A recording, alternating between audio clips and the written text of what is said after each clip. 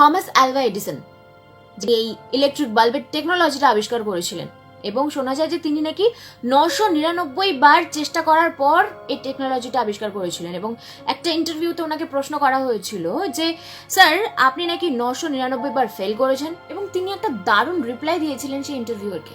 তিনি বলেছিলেন যে না, আমি 999 বার ফেল করিনি, কিন্তু 999টা এমন রাস্তা, এমন টেকনিক আবিষ্কার করেছিলাম যে রাস্তার মধ্য দিয়ে গিয়ে কারোর পক্ষে কোনোদিনই সম্ভব না ইলেকট্রিক বাল্ব আবিষ্কার করা। যখন তোমাকে নিয়ে লোকজন চর্চা করবে, পিএনপিসি করবে, গসিপ করবে, মনে রেখো যে তুমি কিছু করছো, কারণ যারা জীবন্ত মানুষ তাদের পেছনেই লোকে কাঠি করে, তাদের পথেই তারা বাধা সৃষ্টি করে।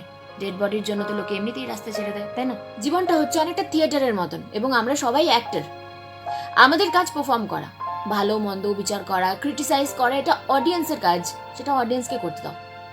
আমরা আমাদের কাজ কখনোই বন্ধ করবো না। অ্যাক্টর কিন্তু কখনো তার পারফরমেন্স বন্ধ করে না যখন তার জন্য কোনো খারাপ মন্তব্য আসে, তাই না?